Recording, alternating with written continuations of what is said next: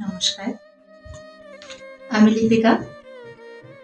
আপনাদের সবার আশীর্বাদে আমার স্মৃতির ভাণ্ডারে আপনাদের জন্য আরও একটি নতুন কবিতা সংযোগ করার সুযোগ পেয়েছি। ধন্যবাদ আপনাদের সকলকে। শুনতে থাকুন, আশা করি ভালো লাগবে।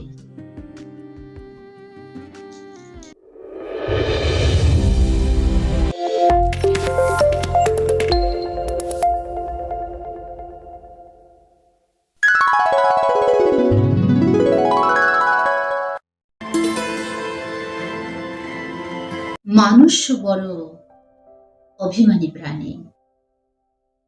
সে চায় তার মন খারাপ হলে প্রিয় মানুষটাকে না বললেও সে বুঝে ফেলুক। ফোন করে খানিক ম্লান গলায় হ্যালো বলতে ওপরে মানুষটা বলুক, তোমার মন খারাপ?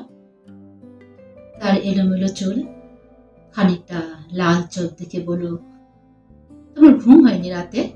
দুঃস্বপ্ন দেখেছ? টেনশন করছো কিছু নিয়ে? সে চায় মানুষটা বুঝো। কখন শক্ত করে বুকের সাথে চেপে ধরতে হয়, চোখের সামনে আলতো করে হাত ছুঁয়ে বন্ধ করে দিতে হয় চোখের পাতা। সে চায় মানুষটা বুঝুক।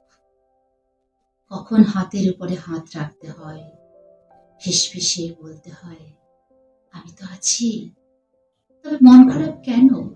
সে চায় মাঝরাত্রিতে সে টের পাক।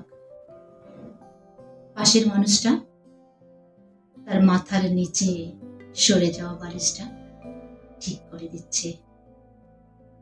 শেষটাতে যখন খানিকটা হিম নামে, তখন জড়িয়ে নিচ্ছে ঘুম চাদরে।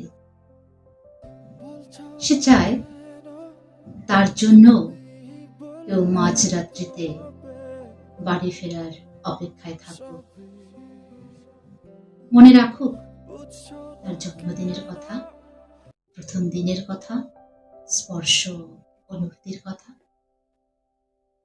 সে চায় তাকে ছুঁয়ে দেখতে গিয়ে তো মিথ্যে মিথ্যে অজুহাত বানাক।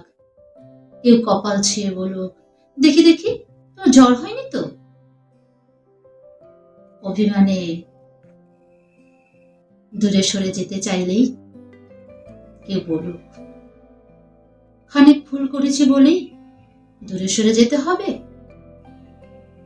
তবে এই যে এত ভালোবাসি, তাতে আরো কাছে আসা যায় না? আরো আরো আরো অনেক অনেক কাছে। মানুষ বড় অভিমানী প্রাণী। মানুষ বড় অভিমানী প্রাণী।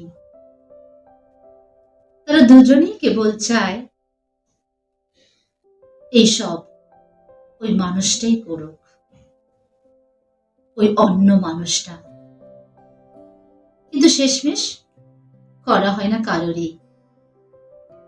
তাই কাছে আসার রঙিন দিনেরা ক্রমাগত দূরে সরে যাওয়ার ধূসর বিবরণ গল্প হয়। মানুষ বড্ড অভিমানী প্রাণী। অভিমানে সে ক্রমশই দূরে সরে যায় আর বুকে বসে রাখে এক সমুদ্র আক্ষেপ। মানুষ বড় অভিমানী প্রাণী।